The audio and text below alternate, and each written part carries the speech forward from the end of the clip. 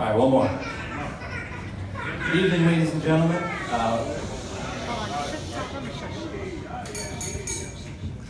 This is definitely my first time ever doing a joint speech before, and I don't believe Jared's done any public speaking since about 6th grade. Yes, I'm a virgin speech giver, so be kind.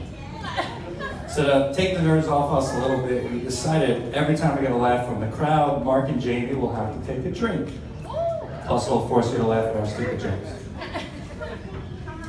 For those of you that don't know me, my name is Jonathan Schwartz. And I am Jared Schwartz, and to answer your question, yes, we are in fact identical twins. Like Danny DeVito and Arnold Schwarzenegger from the cult classic movie Twins. We've both been friends with Mark for a long time now. However, things got off to kind of a rocky start when we met Mark. In fact, when I first met Jamie, she asked me to describe to her what Mark was like as a kid. So I told her Mark was actually kind of a bully and used to pick on me when we were young. And I really didn't become friends with him until later in high school. Without asking any questions, Jamie immediately walked up to Mark, smacked him real hard, and said, "You apologize to him right now." True story. Great.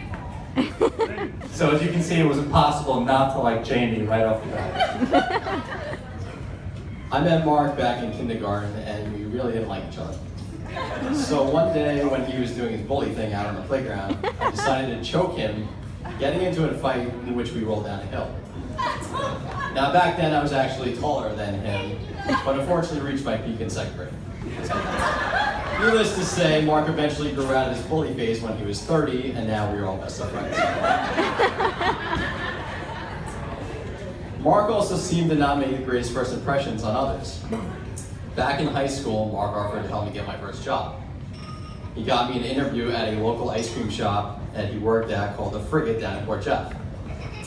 I interviewed with the manager, ended up getting the job a couple days later.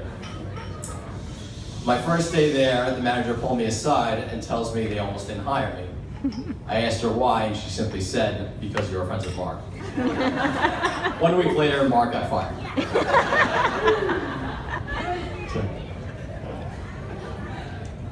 Now, once we all finally became friends with Mark, we began learning a lot more about him, who he was as a person, his philosophies on life, and we were fortunate enough to be there to witness one of his most impressive triumphs with his very first love, food.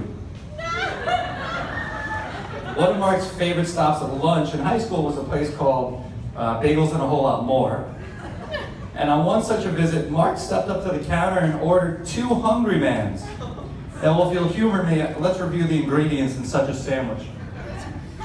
1 Hungry Man contains 3 eggs, 3 slices of cheese, 3 strips of bacon, 3 pieces of ham, 3 sausages on a 12-inch hero roll. I love it. Mark orders 2.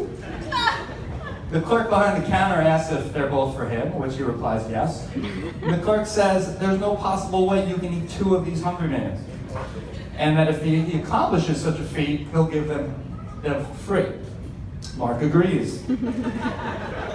Now, I'm assuming at this point, the clerk momentarily rethinks his challenge, takes another look at Mark, and decides he needs to make sure he is guaranteed a victory here. So as he prepares Mark's order, he decides to double each ingredient of both sandwiches. So for those of you who aren't strong in simple multiplication, or simply have drank too much already tonight, Mark had to consume 1 dozen eggs, a dozen pieces of cheese, a dozen strips of bacon, etc. Piece of cake. Anyway, to make a long story not as long, Mark left Bagels and a Whole Lot More that afternoon with the exact same amount of money he had in his pocket when he arrived, and a very big ego.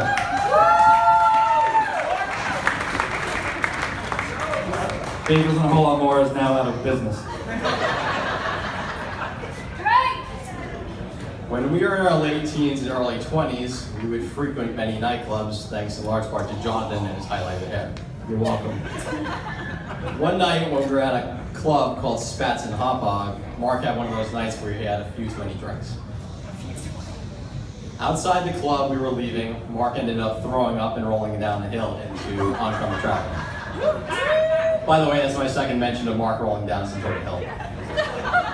Eventually, we managed to get him in the car to go home.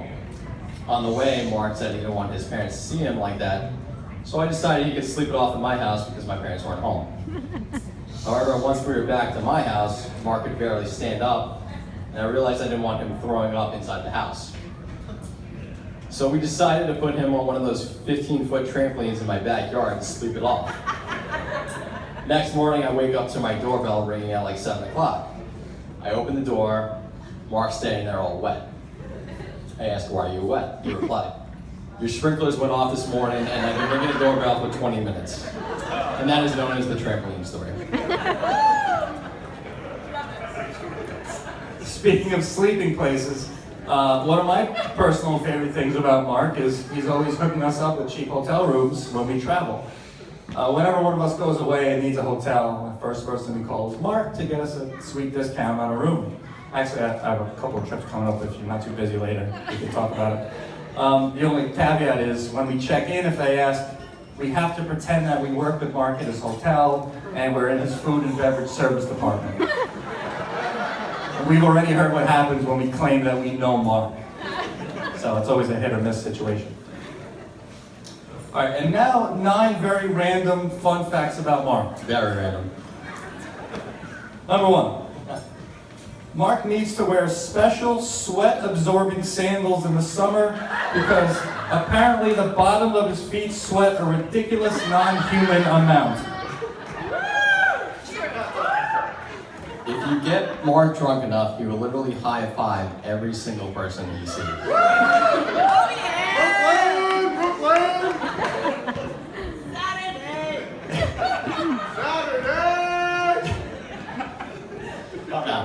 If you're ever having a conversation with Mark about different types of alcohol and you mention the word liquor, we will interrupt you and say, "Liquor? I don't even know her." He once had his 15 minutes of fame as he appeared on the television show Judge Judy, and to highlight the day, she called him a moron. Pertaining to Jamie, Jamie is a Jets fan, and she just married Mark. Jared and I both agree, no one should have to suffer that much. Ooh. Getting tough. If you guys didn't know by now from the dance before, Mark is half Jewish, so mazel tov. Fine. Mark and I are 2 of only 17 people on all of Long Island who like sour beer. If you go to my website, jonathanschwartz.org, that's been fact-checked. Number 8, neither one of us know Mark's middle name, but I'm going to guess Fernando. I'd say D'Artagnan. Daniel. I'm going to stick with Fernando. And the number 1 fun fact about Mark wears a gigantic size 15 shoe, but Jamie has confirmed shoe size does not matter. Too much? But in all seriousness, Jared and I cannot express how truly thrilled we are to be here tonight and to share this awesome day with you both, your families and your friends. We really never see Mark as happy or as complete as a person until he finally started spending time with you. And we'd just like to thank you for forcing him to graduate to adulthood. And Mark, all kidding aside, it's truly been a great experience and an honor to call you our friend. And you know that we'll always be there for you whenever you may need us. I just ask that you call Jared first. Jared, anything to add?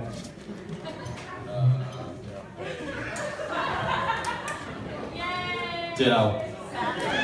All right, if we could raise our glasses